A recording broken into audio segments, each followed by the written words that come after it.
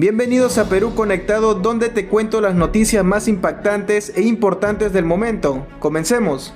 Una inconducta funcional que necesariamente tiene que tener una consecuencia política, porque no estamos hablando del señor Gerí, estamos hablando de la investidura del cargo presidencial que no tiene que ser mancillado, porque si nosotros toleramos esto hoy, mañana podríamos tolerar cualquier cosa. Al señor Gerí solo se le pidieron dos cosas: uno, luchar contra la inseguridad, que no lo ha hecho. Y dos, garantizar, ¿no es cierto?, elecciones libres y transparentes. No ha hecho ninguna de las dos. Ponen a Balcázar y a Mari Carmen Alba. ¿Por qué votaría Fuerza Popular? Obviamente va a votar por Mari Carmen Alba, pues. Nosotros también vamos a votar por Mari Carmen Alba, Avanza País va a votar por Mari Carmen Alba, APP va a votar por Mari Carmen Alba, Podemos va a votar por Mari Carmen Alba. Entonces, de todas maneras, las fuerzas políticas en el Parlamento hoy, ¿no?, hacen suponer que va a tener que salir alguien elegido de esa línea. Congresista actualmente y también candidato, va por renovación nuevamente, con el número 3, si más no me equivoco, al Senado Nacional. Estamos con el congresista Alejandro Muñante. Buenos días, congresista. Buenos días, muchas gracias. Alejandro, ¿cómo estás? ¿Qué tal? ¿Cómo va la campaña? ¿Cómo va la situación? ¿Cómo va el movimiento político?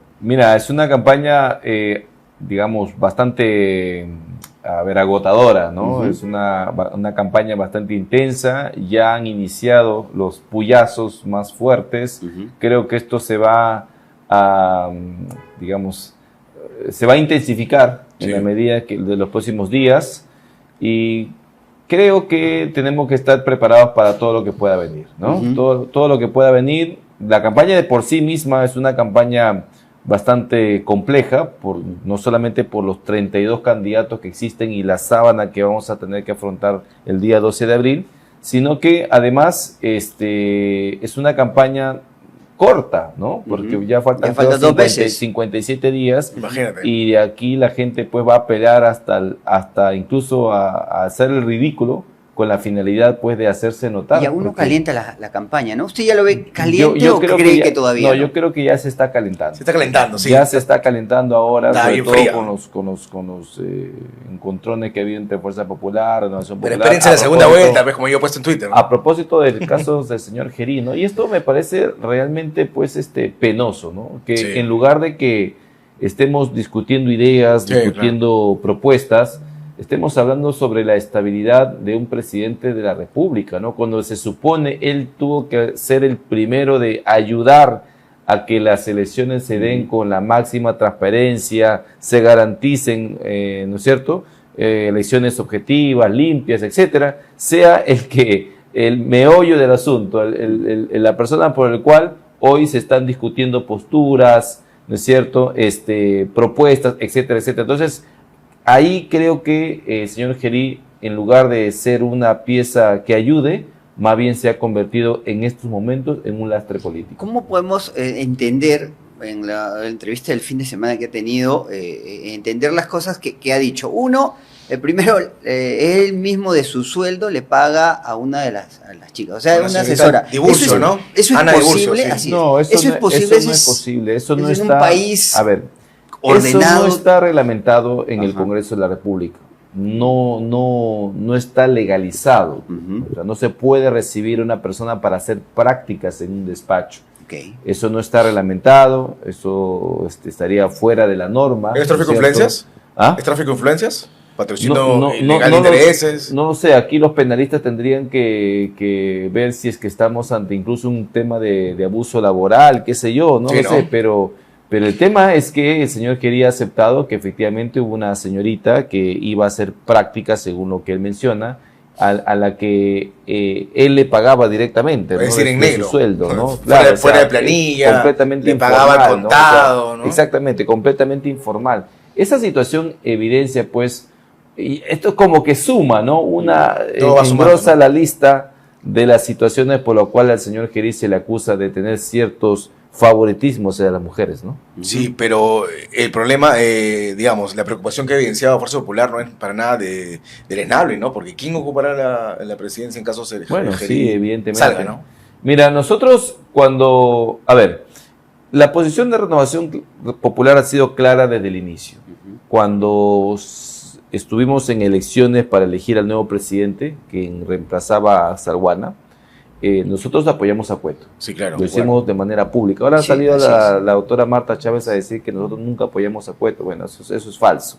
O sea, nuestras publicaciones, nuestros comunicados son públicos, se han publicado en su momento y nosotros apoyamos a Cueto.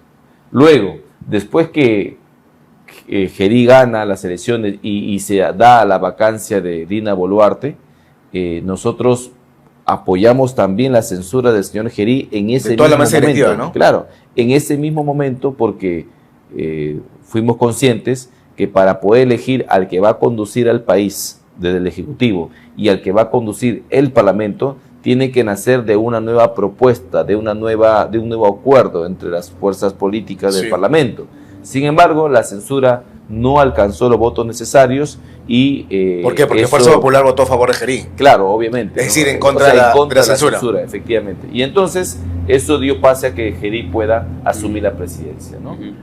Luego, ¿qué hicimos nosotros? Bueno, apoyamos en cierta manera al gobierno porque nos pareció correcto que se elija, por ejemplo, a gente muy capaz, muy profesional, con amplia trayectoria para el gabinete, ¿no? Saludamos la designación del doctor Ernesto Álvarez Miranda como premier, al señor Tiburcio como ministro del Interior, al señor Díaz Peche como ministro de Defensa, y así, saludamos la decisión. Incluso yo mismo desde mis redes sociales he felicitado muchas veces al presidente por hacer las requisas en los penales de madrugada, algo que evidentemente no se veía antes, ¿no? Entonces todo eso fue aplaudido, fue reconocido por nosotros. Pero ya cuando sale la foto en el restaurante, en el Chifa, con lentes, luego el video en un lugar clausurado, y luego todos estos cuestionamientos que ahora están saliendo con respecto a ciertos favoritismos, evidencia pues un acto de inconducta funcional, ¿no? Es una inconducta funcional que necesariamente tiene que tener una consecuencia política,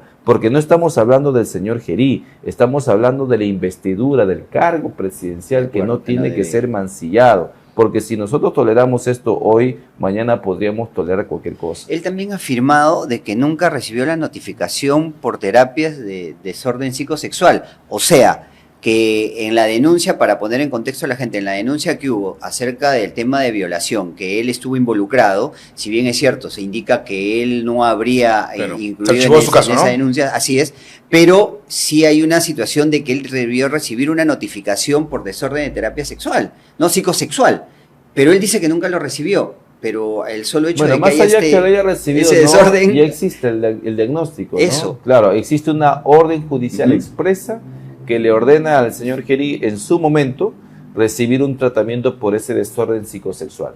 Para que haya existido esa orden, tuvo que haber un diagnóstico. Por algo es. ¿No? Exactamente. A nadie le da así de la nada. Lo tuvieron que entrevistar, un especialista lo tuvo que ver, ¿no es cierto? Y concluyó de que el señor tiene un desorden psicosexual, ¿no es cierto? Claro, y le ha pedido la terapia respectiva. Mira, terapia, o sea, así es. Eso es lo que le ordenó el Poder Judicial, independientemente si él era culpable o no era culpable de la situación concreta por la cual se había investigado. Claro. Así es, pero le encontraron ese desorden.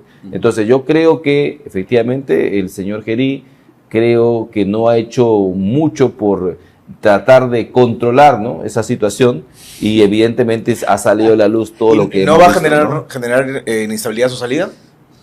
Mira, estamos hablando de un presidente interino. Sí. No estamos hablando de un presidente que va a llevar a cabo reformas importantes en la política, etcétera, etcétera. Al señor Gerí solo se le pidieron dos cosas. Uno, luchar contra la inseguridad, que no lo ha hecho. Y dos, garantizar, ¿no es cierto?, elecciones libres y transparentes. No ha hecho ninguna de las dos. Bueno, la segunda todavía no se sabe porque todavía no llegó al 12 de abril. Pero al menos la primera, que es el principal problema a su vez de todos los peruanos según las encuestas, no ha cumplido, ¿no? La última vez prácticamente fue un show, ¿no? Patear una puerta que se abre para afuera, ¿no? Sí. O sea, esa situación ya te habla de una desesperación por recuperar cierta credibilidad. Entonces yo creo que no es que va a generar inestabilidad. Yo creo que más bien ahora nos está generando desestabilidad a nosotros, porque ahora estamos discutiendo sobre Gerí, cuando, repito, deberíamos estar discutiendo sobre propuestas de los candidatos, ¿no? Se vaya, ¿no? El tema Gerí está polarizando. Hoy en día la campaña política, ¿no? Yo creo que si asume un nuevo presidente, obviamente no le vamos a entregar las riendas pues a uno de izquierda, jamás. Renovación Popular van a luchar, pero ustedes son 11 votos, ¿no? Claro, pero yo espero que Avanza País, Fuerza Popular, Alianza para el Progreso se sumen. No le dan los votos a la izquierda para colocar caviar, ¿no? Jamás se lo van a dar. Eso de que le vamos a entregar el país a la izquierda, eso es mentira, pues, porque, por ejemplo, ¿no? Si te ponen a Balcázar y a Mari Carmen Alba, ¿por qué votaría Fuerza Popular? Obviamente va a votar por Mari Carmen Alba, pues. Nosotros también vamos a votar por Mari Carmen Alba, Avanza País va a votar por Mari Carmen Alba, APP va a votar por Mari Carmen Alba, Podemos va a votar por Mari Carmen Alba. Entonces, de todas maneras, las fuerzas políticas en el Parlamento hoy, ¿no? Hacen suponer que va a tener que salir alguien elegido de esa línea, no el señor Balcázar, que solamente votarían Perú Libre y el bloque socialista, nada más. La candidata Keiko Fujimori ha dicho que López Aliaga es el títere de los caviares. Imagínate. Bueno, esos son los puyazos que hoy estamos viendo en plena campaña electoral. Pero si nosotros recordamos todas las veces en las que Fuerza Popular fue funcional los caviares, o sea, nos pasaríamos el programa completo, ¿no? O sea, llamar ahorita a Rafael López Aliaga títere de los caviares, cuando ha sido Fuerza Popular durante todo este tiempo, desde que empezó su participación en la política, yo creo que hay que tener un poquito más de memoria, ¿no? Yo te digo solamente dos, para no tenemos que irnos hacia el pasado, ni recordar pues los 73 congresistas que fueron prácticamente genuflexos a la voluntad del señor Vizcarra. Se arrodillaron a Vizcarra, ¿no? Entonces, solamente para recordar en este periodo legislativo, con sus 23 congresistas, por ejemplo, ¿no? Un episodio, fueron ellos los que estropearon el adelanto de elecciones. Recordarán ustedes que ya había un primer acuerdo, ¿no? Había alcanzado cerca de 80 y tantos votos para lograr un adelanto en 8 meses, es decir, cumpliendo los plazos mínimos establecidos por la OMPE. ¿Qué hizo el señor Nando Guerra García? Irrumpió en un pleno, ¿no es cierto?, presentó una reconsideración para que el adelanto ya no sea en 8 meses, sino sea en 3 meses. Obviamente nadie iba a votar a favor de esa locura. Entonces ellos estropearon el adelanto de elecciones que en ese momento se estaba llevando a cabo. Segundo, fueron ellos los que se ausentaron, ¿no?, estratégicamente para que la ley que impide que sentenciados por terrorismo y rebelión no puedan postular. Esa ley que fue de mayoría exactamente no alcanzó los votos necesarios. ¿Por qué? Porque casi más de la mitad de la bancada de Fuerza Popular no estaba en ese momento. ¿Por qué evitar que Alberto Fujimori postule a la presidencia, no? Porque querían que, no solamente que Alberto Fujimori postule, sino porque querían al antagonista, pues, a Antauro Humala. O sea, lo querían salvar el pellejo literalmente. Porque Antauro... Y en ese interín también estaban salvando el pellejo a Castillo. Si no fuera porque, gracias a Dios, ya el Poder Judicial lo ha inhabilitado, si no, Castillo estaría también postulando en estos momentos. Claro. Imagínate. Entonces, si eso no es ser funcionario a los caviares o a los terroristas, no sé qué cosa es. Ya que habla también de los caviares, creo que justamente una parlamentaria ex ministra y caviar también, le ha mandado una carta notarial, estaba viendo en las redes sociales. ¿Por qué le mandó una carta notarial? Lo que pasa es que yo señalé, porque la verdad que me parece sumamente, no sé, paradójico, me parece un acto de cinismo puro, ¿no es cierto?, de estas personas que han salido a criticar a la congresista Milagros Jáuregui de Aguayo, ¿no?, por ese tema de las fotos y las niñas.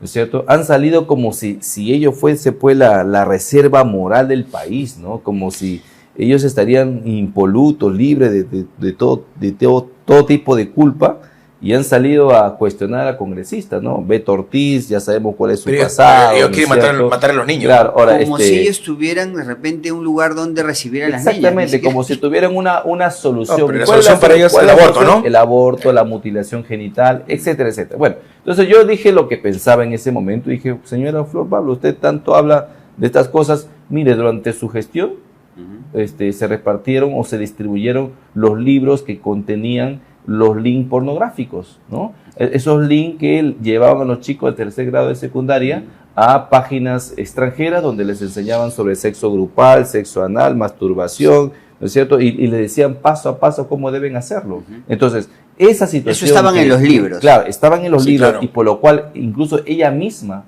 pidió perdón en una comisión de educación en ese momento, pues fueron distribuidos en el año en que ella fue ministra, en el año 2019.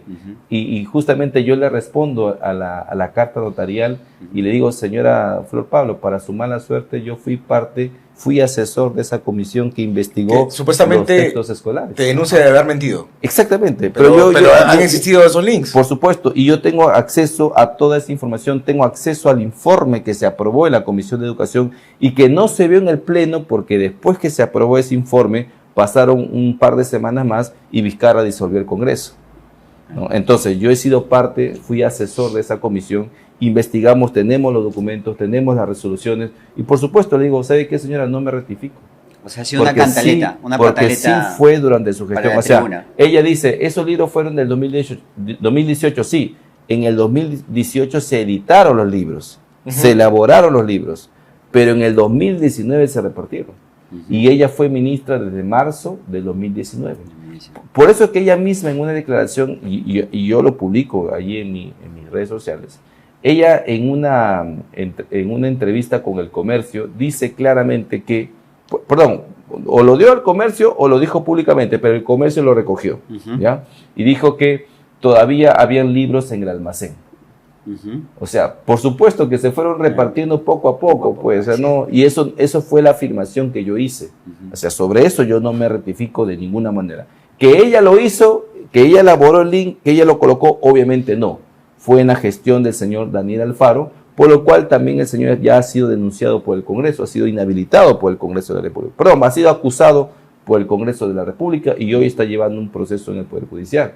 Pero ella, cuando fue ministra, durante su gestión, se distribuyeron los libros. Claro. ¿Y cuál fue la solución que ella planteó? Y ahí está un comunicado que yo también publiqué en mis redes sociales. Creo, ¿no? Dijo el comunicado claramente, tachar con un plumón. Así es. Y eso fue cierto, pues eso fue una orden que recibieron los colegios a nivel nacional. O sea, sobre eso no existen pruebas en contrario. O sea, todo lo que yo dije lo afirmé con plena convicción y con documento en mano. Renovación Popular promovió la vacancia de Dina Boluarte. La última, sí. Sí, ¿Gerí es peor que Dina Boluarte? ¿El remedio fue peor que la enfermedad? Mira, todos éramos conscientes que al inicio lo estaba haciendo bien, ¿no? O sea, bueno, era pro show para mí, ¿no? Bueno, pero al menos te dejaba una sensación de que las autoridades estaban cumpliendo su trabajo, al menos eso. Porque Dina Boluarte, pues, con ella teníamos la valla bastante baja, ¿no? O sea, prácticamente nula en temas de seguridad ciudadana.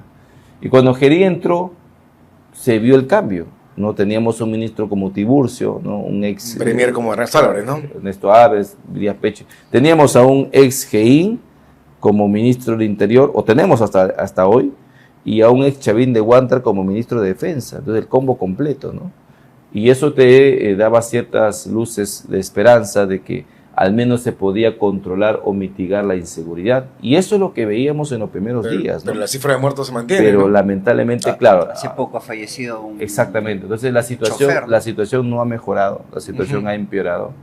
Y eso pasa también porque ¿no hay estrategia? No se tienen las ideas, no se tienen los planes correspondientes. Se piensa jugar con las mismas cartas que hoy tenemos. Y eso es justamente lo que Renovación Popular plantea, el cambio rotundo de la política de seguridad y una reforma integral del sistema de justicia.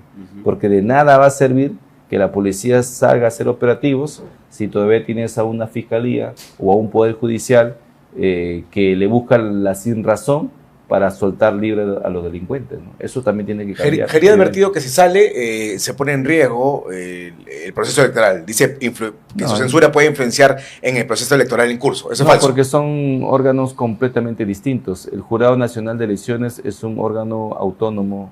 Pero hay que fiscalizarlo bien, ¿no? Porque el Jurado Nacional de Elecciones se ha permitido que participe Maro Vizcarra a pesar de la norma que lo prohíbe. Sigue Corbeto en OMPE y el Ejecutivo no lo fiscaliza. Pueden votar muertos, denunciado, ¿no? Pero el Ejecutivo no el lo Congreso fiscaliza. Sí, ¿no? El Congreso es el que lo fiscaliza. Tiene que hacer mejor chamba, ¿no? Claro, porque si Gerí habla de que si sale el proceso electoral se cae, yo creo que más bien estaría aceptando que hay cierta injerencia en el jurado, pues, algo que pero debe no estar solo prohibido. Lo ha dicho él, sino también lo ha dicho el presidente del Consejo de Ministros, ¿no? Que hay yo entiendo que a estas alturas pues se busquen argumentos. Son manotazos abogados. Se busquen argumentos para evitar la censura. Repito, La censura no es pues lo ideal, ¿no? Nosotros jamás hubiésemos querido que en estos momentos estemos afrontando una situación. Nosotros siempre hemos querido que el señor Gerí termine su periodo como corresponde, en normalidad y en tranquilidad, pero frente a esta situación que hemos visto, o estas situaciones que hemos visto, no nos podemos quedar con los brazos cruzados, ¿no?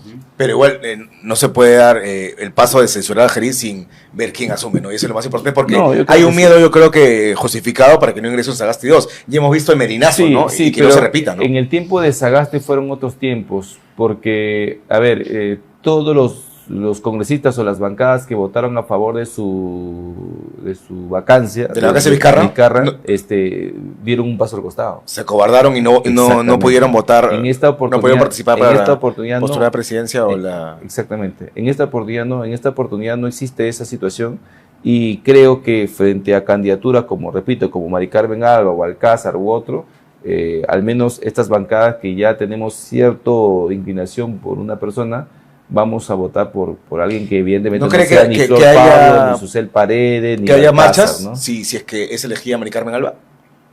A estas alturas ya no. Ya no. No. Las últimas marchas que se han convocado han sido una decepción total, ¿no? ¿Y cómo entender que pueden promover a Balcázar cuando ha sido un congresista que él ha promovido, o por lo menos lo ha dicho, el sexo de jóvenes, ¿no? Pero eso lo ha hecho pues, el señor Guido Bellido, pero no hay otro, creo que lo haya propuesto, ¿no? La gente de Perú Libre, ¿no? De Guido Bellido se puede esperar cualquier cosa, ¿no? Ok, pero no hay otra...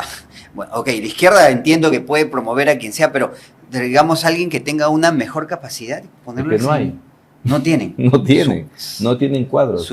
Y porque además están buscando... Balcázar es el mejor cuadro, ¿no? Increíble. Imagínate. Entre comillas. Pero también están buscando a alguien que no haya postulado, o que no esté postulando. Cerca del 80% de congresistas están postulando en estos momentos. Claro. Obviamente las cifras no le va a ser propicio a todos, ¿no? Según lo que se sabe, históricamente solamente del 12 a 14% se han reelegido. Pero ahora con la doble valla electoral, yo creo que ese número se va a reducir a un 5 o 6%, no más. ¿No? Le cambio de tema. ¿Qué le parece la situación que está pasando el Perú en medio de dos potencias? Estados Unidos, China, que se come chifa, se come hamburguesa. ¿Cómo está la situación? ¿Cómo lo ve Renovación en este aspecto para bien del país? Mira, nosotros vemos con suma preocupación que se esté dando tantas ventajas completamente desproporcionadas a China. No solamente porque ha venido comprando activos a nivel nacional, prácticamente quedándose solo como una especie de monopolio, sino que además hoy hemos visto como un juez le ha dado un manto prácticamente de inmunidad a COSCO Shipping, ¿no? En el megapuerto de Chancay. Esa situación evidencia, ¿no?, que existen ciertas influencias, ¿no?, chinas sobre el Poder Judicial, que justamente hoy permiten a una empresa que está operando en el Perú que esté prácticamente exenta de cualquier tipo de supervisión o fiscalización. Algo que no debería ocurrir jamás en nuestro país. Con ningún puerto, ¿no? Con ningún puerto, con ninguna empresa, con ningún activo. Entonces yo creo que ya el Premier justamente ha salido a encender las alertas sobre esta situación. Evidentemente van a tener que apelar esta sentencia, pero ningún activo, ninguna inversión en nuestro país puede estar exento de supervisión o fiscalización. Eso más bien, en lugar de atraer inversiones, las espanta. ¿Por qué? Porque si Estados Unidos, Corea del Sur o cualquier otro país quiere venir, vas a ver que no va a jugar en las mismas condiciones, bajo la misma regla que con los chinos, porque están teniendo una ventaja desde el Poder Judicial, y eso nos perjudica más bien a nosotros.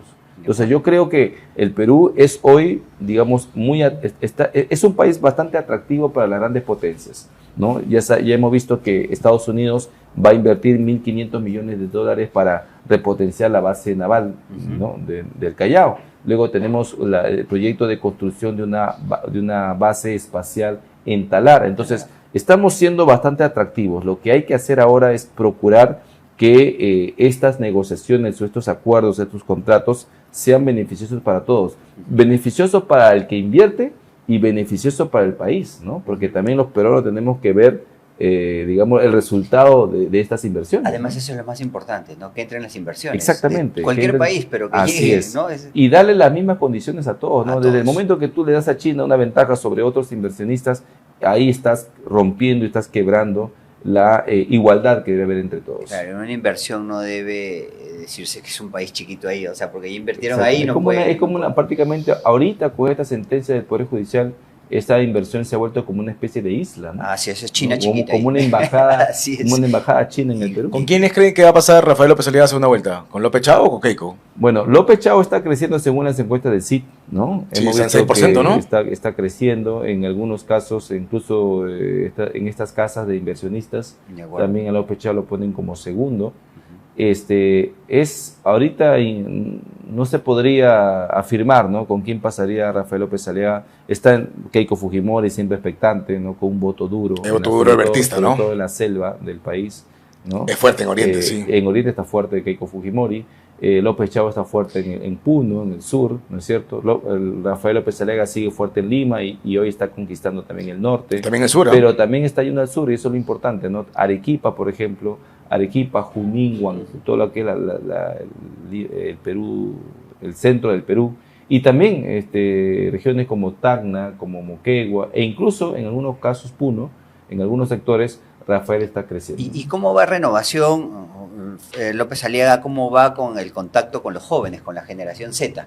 ¿Cómo va esta situación? Que obviamente hay generación Z que es violenta, que ha hecho mucha destrucción, pero yo creo que hay generación Z salvable, que hay generación Z buena, que hay generación Z que vale la pena. Mira, la generación Z en realidad es una generación que ha deslindado completamente del progresismo y del comunismo. O sea, han utilizado su bandera, pero quienes han salido a manifestarse son los mismos rojos de siempre, ¿no? Entonces, no es que la generación Z como tal sea una generación adoctrinada. No es toda la generación Z, es facciones. No, son facciones, ¿no? Ajá. La generación Z hoy en día es una generación tecnológica, es una generación que apela a la inversión, al cambio, al desarrollo científico, ¿no? Y eso evidentemente la izquierda jamás se lo va a dar. Ahora, ¿no? 6.7 millones de votantes, ¿no? De votantes, sí, claro. Sí, es Entonces, importantísimo, nada despreciable. Hay propuestas de Renovación Popular, obviamente, ¿no? Por ejemplo, yo siempre cuento un caso. En mi despacho congresal, yo quise contratar a un joven de 19 años, ¿no? Que ya tenía cursos, digamos, desarrollados en diseño gráfico, ¿no? Entonces yo lo quería llevar para el área de comunicaciones, pero no lo podía contratar. ¿Por qué? Porque necesitaba 2 años de experiencia en el ámbito público. Entonces, si tiene 19 años, ¿cómo le exige los 2 años de experiencia? Es imposible. Entonces, claro, prácticamente le están absurdo, ¿no? las alas, ¿no es cierto? Entonces, esa situación, por ejemplo, nosotros queremos cambiarlo. Queremos que se modifiquen ciertas reglas, evidentemente, para que los jóvenes puedan acceder al mercado laboral, ¿no? Bueno amigos, eso fue todo. No olviden suscribirse al canal y compartir el video. Hasta pronto.